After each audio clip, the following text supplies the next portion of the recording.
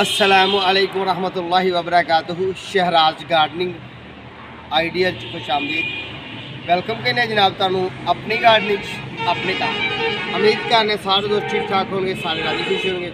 लो सज्जनों दोस्तों, असी एक नायाब जे पौधे दे बड़े प्यारे जे खूबसूरत जे पौधे दे आए हैं तो दिल कीता तुहानू उहदे मतलब भी मुतारफ करवाइए, ओहदी कटिंग ते ओहदा हुसन विखाइए, ओहदी उम्र दे मतलब गल्लां करांगे। तुसीं हुण इस तरह करना है कि सारे चैनल सबसक्राइब करो, बैल आइकॉन दे बटन नूं टली दे बटन दबा लो ताकि आने वाली अच्छी जी ग्रीनरी ते खूबसूरत जी पौधा जात ते तुहानू वीडियो दईए तो इंशाल्लाह कोशिश करांगे कि अच्छे अंदाज नाल तुहानू विखाण दी दसीए, अच्छियां सिफतां करिए पौधे दीयां, अच्छे तरीके नाल तुहानू असीं दस्सण दी कोशिश करिए। चलने जी असीं हुण अपने पौधे। लो जी दोस्तों, असीं पौधे दे उत्ते आ गए ते यह वाला पौधा जी, इहदा हुसन वेखो, इहदी ग्रीनरी वेखो, इहदे कटिंग दी कमाल वेखो, माली दा महारत वेखो, जिहड़ा खूबसूरत प्लांट है। तो इनू दोस्तों इसदा नाम नहीं दसांगे तुहानू। ਇਹਦੀ उत्तों कटिंग वेखो कि प्याला नुमा बनी हुई है, कि खूबसूरती ना बनी है। साडा कैमरामैन बहुत ही अच्छे अंदाज नाल विखांदा है तो बहुत ही अच्छे लोग इनू लाइक करते हैं, शाबाश भी देंगे हैं। तो मैं बताते खुद आप भी बड़ा खुश हाँ कि जनाब साडा कैमरामैन मुकम्मल कारीगर हो गया।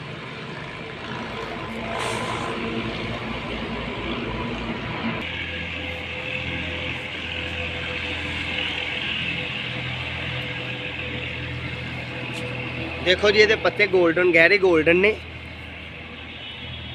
इनू असी नर्सरी वाले अपनी जबान च बोरी फाइकस का पौधा कहने आ। बोरी फाइकस ये नशोनुमा बहुत ही तेज़ी ना दोस्तों होंगी है। तो ये बोरी तरह पत्ते होंगे ने छोटे छोटे। ए वेखो ना, ए गोल्डन पत्ते हकीकत भी है कि ए जेह्ड़े गोल्डन पत्ते ने ना, ये नवियां कौंपलां दे नहीं। पुराना पत्ता तो ए ग्रीन है, गारा ग्रीन होंदा है, ठीक है जी। तो ये अंदरूनी मामला तो असीं वेखने तो विखाने तुहानू। ए इस तरह दियां बरीक बड़ा घना तो बड़ा सोहना सुथरा होंदा। तो ओह इहदा तना जी मुढ़ जे ओह वाला, ठीक है जी। ये अंदरूनी मामला ने इस पौधे में, ठीक है दोस्तों। ए अंदरूनी मामला ने, एक कारीगर की महारत है जनाब, इस माली की महारत है। एक घर वाले ने इस तरह करके लो जनाब, ठीक हो गया। हुण यानी कि इनू बोरी फाइकस प्लांट कहते हैं। तो ये बड़ा ग्रीन तो बड़ा प्यारा तो खूबसूरत है। सारे कैमरा बैठ के विखाए ज़रा अच्छे अंदाज ने, जो मुढ़ विखाए यदा पौधे का बहुत ही खूबसूरती नाल ज़रा व्यू विखाओगे। तो मैं बाकी गल्लां तुहाडे नाल इंशाल्लाह बाद विच करना।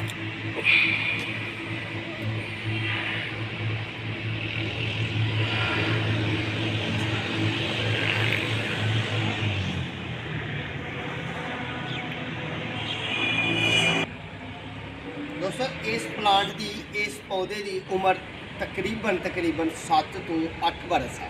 7 तो 8 साल इस प्लांट की उम्र है तकरीबन।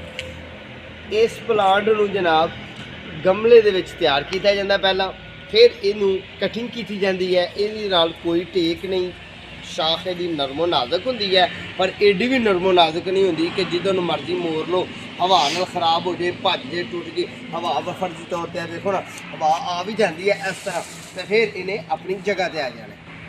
इस प्लांट ने अपनी जगह पर आ जाना। यह बनया हुआ प्लांट है, बड़े खूबसूरत है।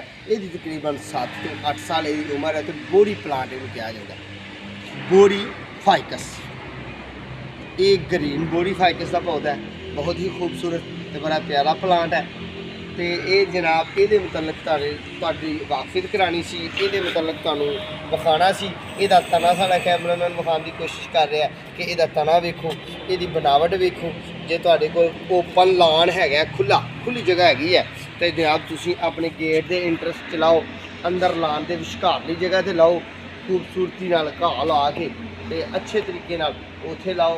ये आउटडोर प्लांट है दोस्तों। इस पौधे की हुण करने असीं अफजाइश के मतलब गल, बाद फिर तुहानूं विखावांगे सज्जनों।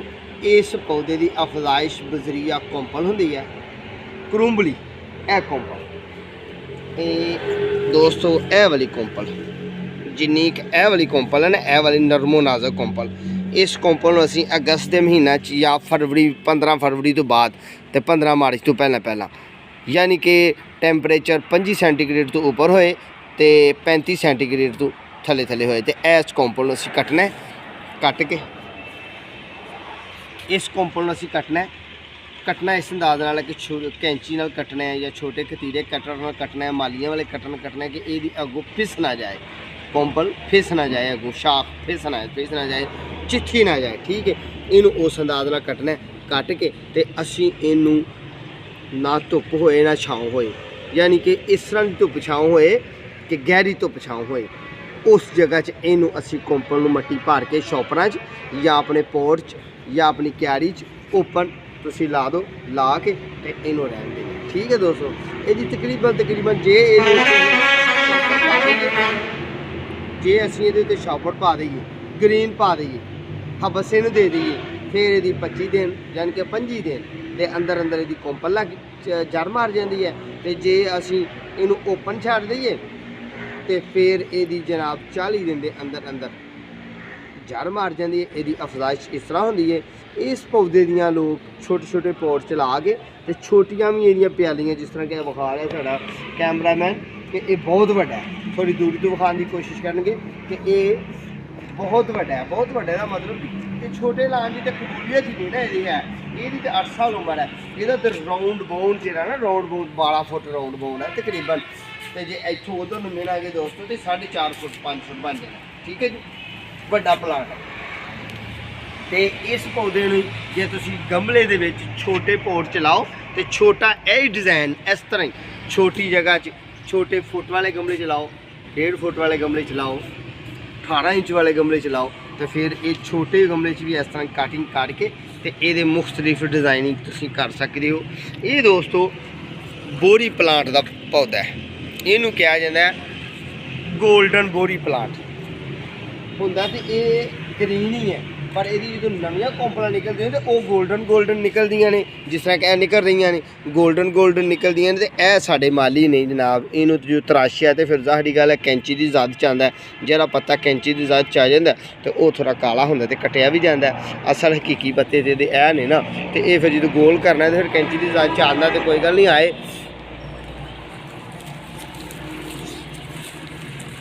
ये अंदरूनी मामलात ने, यह अंदरूनी दी शाखा ने, सॉफ्टी बिल्कुल बरीक शाखा होंदियां ने इहदियां।